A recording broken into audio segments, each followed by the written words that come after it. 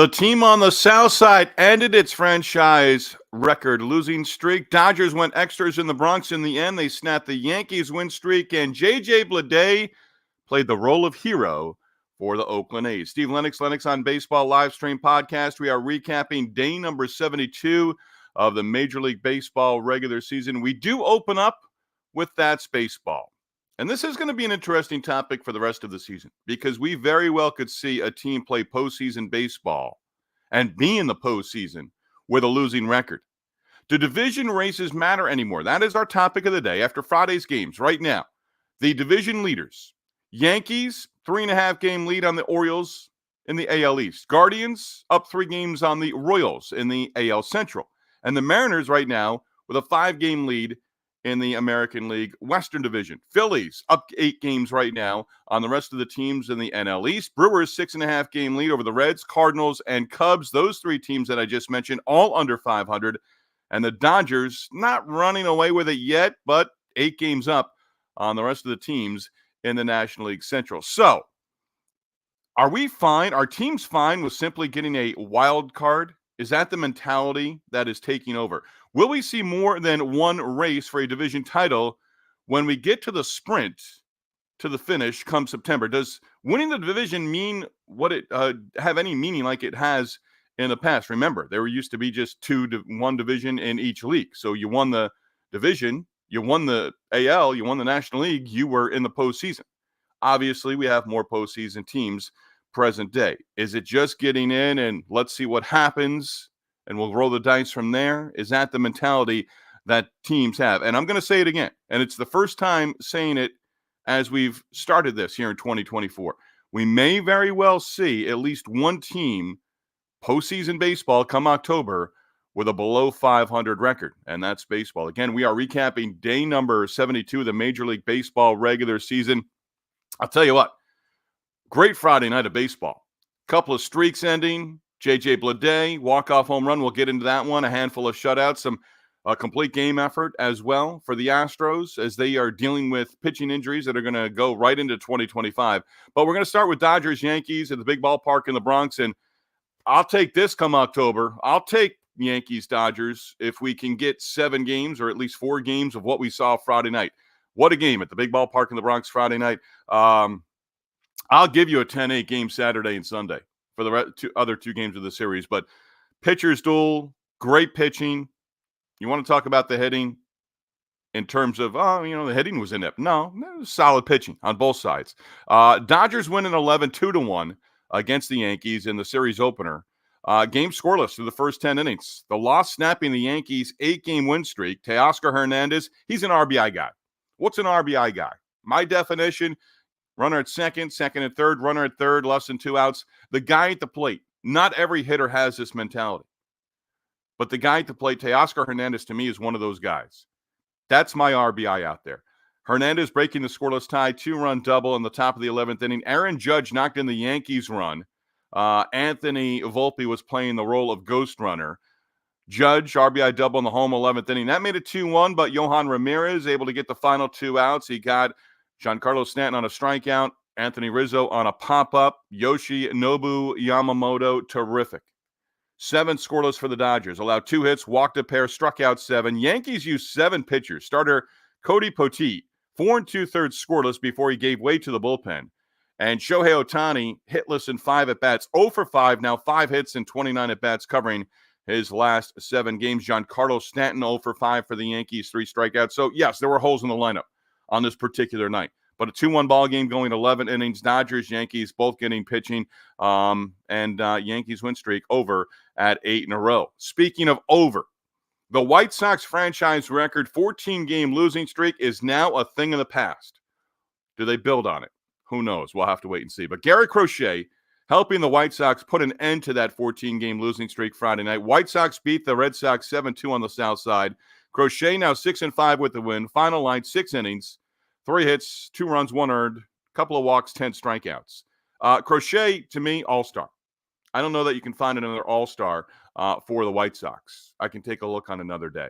But Dave O'Brien, Will Middlebrooks on the Nesson broadcast last night talked about possibility of Crochet being traded. And I think I think they absolutely have to listen. I think you can get a nice package back for Garrett Crochet, and he's got 2 years of control, 25 and 26, not a free agent until the offseason for the 26-27 offseason. Garrett Crochet, to me, is at the top of the list right now in terms of starting pitchers that you might be able to go out and get. And I'll throw this out there for Red Sox fans. Why not at least make a phone call? Figure out what the package is. What do they want? You can control Garrett Crochet for the next 2 years. I would really look into that if I were the Red Sox. Even if you're not contending here in 2024, next year and the year after, having Garrett Crochet in that starting rotation, I'd give it some serious consideration. Again, Crochet picked up the win. Luis Robert Jr. solo home run in the first inning against losing pitcher Cooper Criswell. Gavin Sheets, Andrew Vaughn going back-to-back in the sixth inning to extend the lead. First win for the White Sox. It's May 21st. It's been a while. That win on the road at Toronto, their first home win since May 15th. Tyler O'Neill removed from the game for the Red Sox, continues to deal with a right knee issue. The team announcing he left Friday night's game early with right knee discomfort.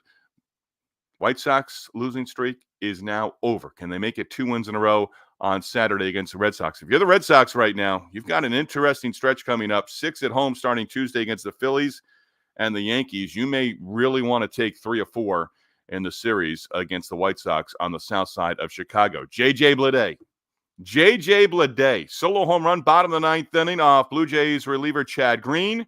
A's walk off with a 2-1 victory in the series opener against the Jays. Bleday wasting no time. Saw one pitch, boom, home run off Green, game over. Chris Bassett went 8, allowed 1 run and taking a no decision for Toronto. Hogan Harris 6 scoreless and making the start for the A's. Blue Jays with just 3 wins now in their last 11 games. Time of the game, 2 hours and 7 minutes. That was a little bit of a theme on Friday. We'll get into a couple more games with games lasting just over 2 hours. Jays, rough note, Alek Manoah will undergo surgery on his right elbow. It's interesting with these elbow procedures right now. They're not saying, hey, he's going in for Tommy John surgery.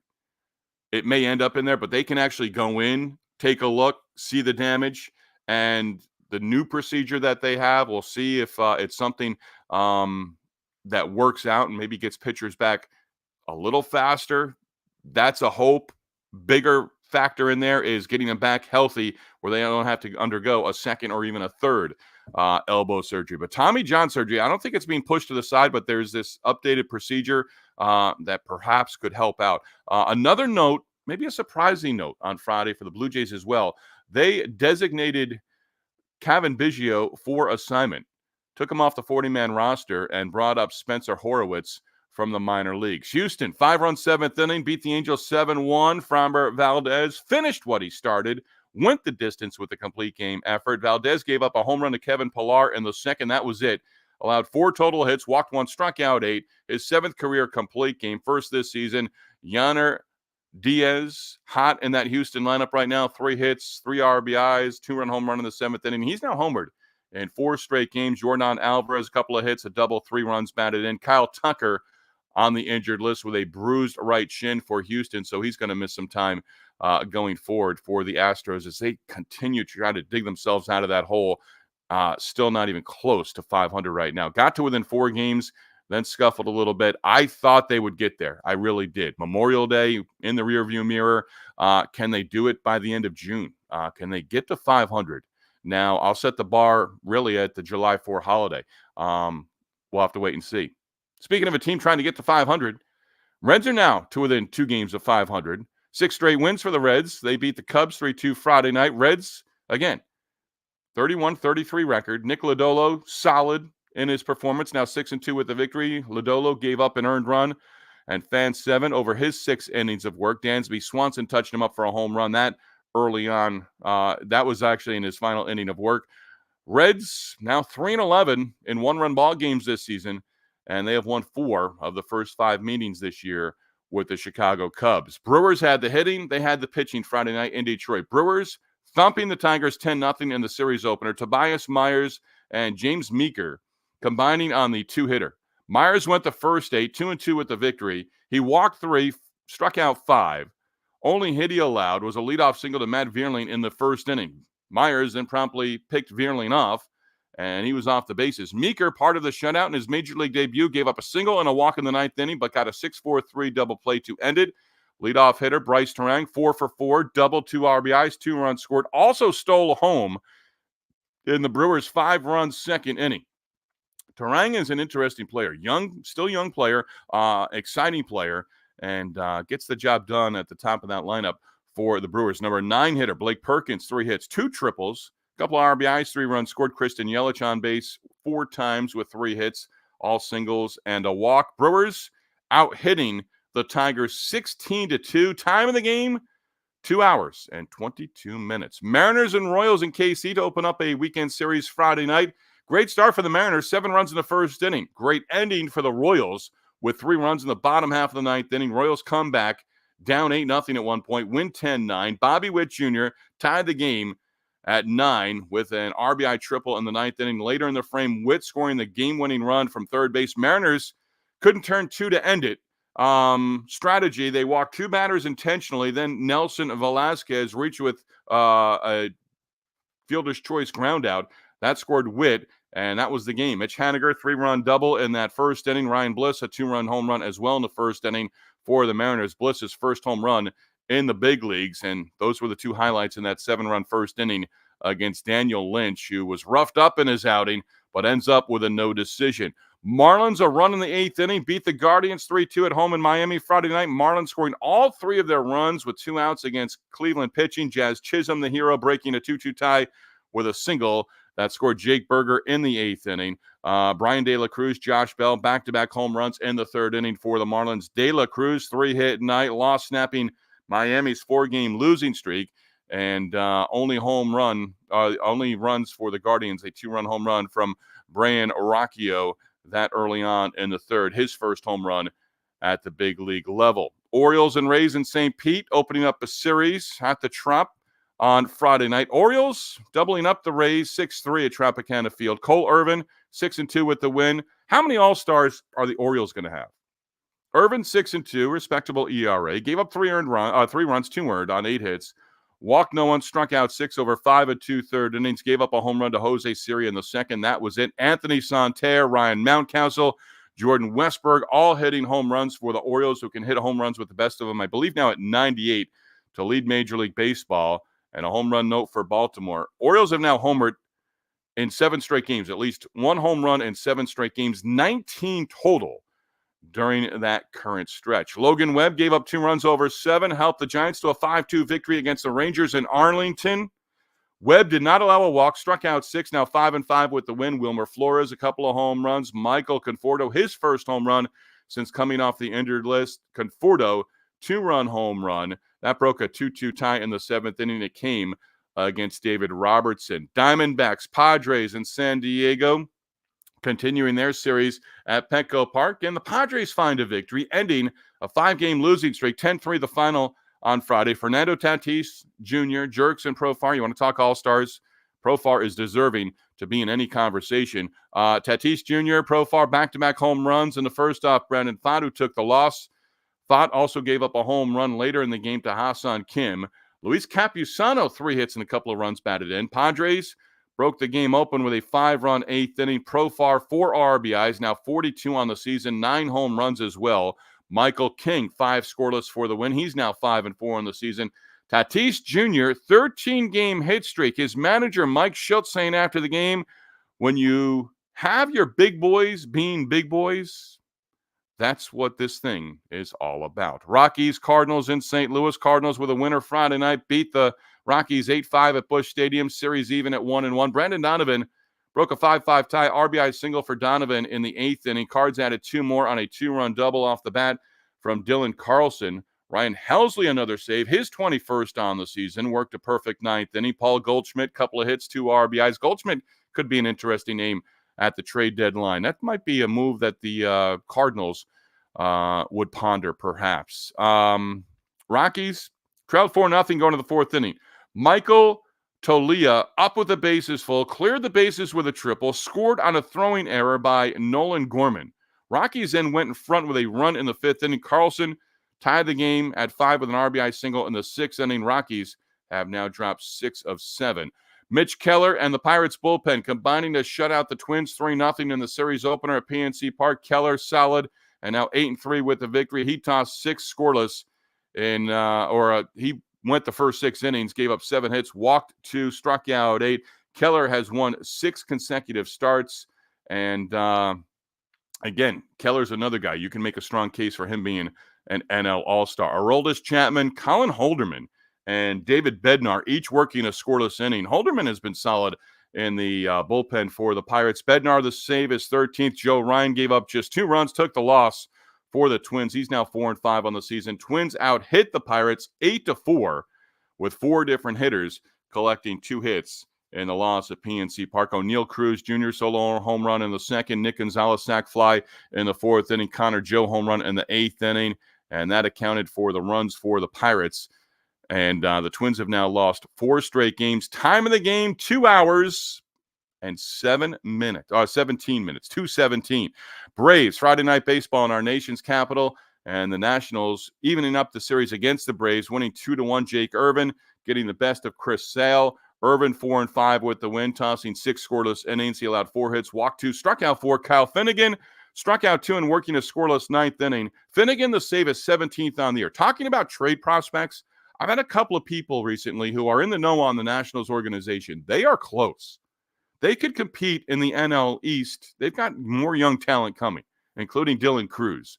But Finnegan is a guy I think you keep because he's establishing himself as a solid closer. When you're ready to really compete, Finnegan, I don't know his contract status right now, but Finnegan, I like him at the back of that Nationals bullpen. If they're going to compete next year, and they're a thorn in the side of teams right now, I think they'll be a better team as the season continues and they have an influx of more young talent.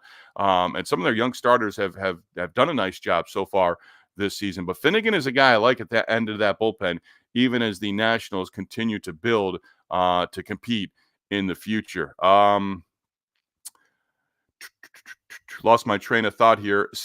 Chris Sale took the loss, gave up 2 runs, walked 1, struck out 10 over 7. He's now 8-2 on the season. His first loss since mid-April.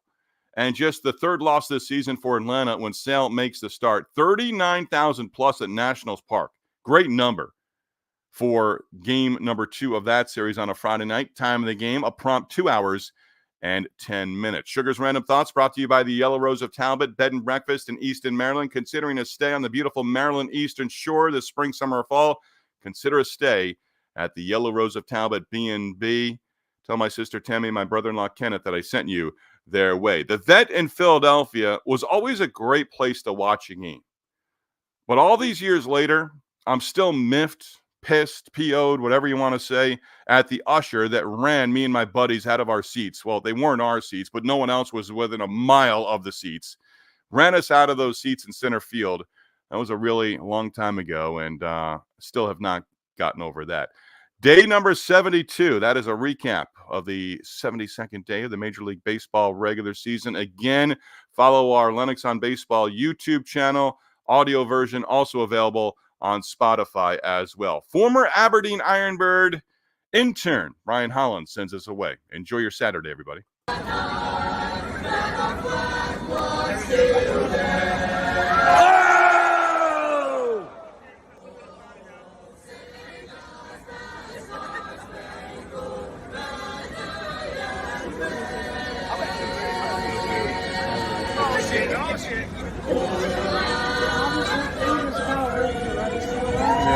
Stop talking during the anthem.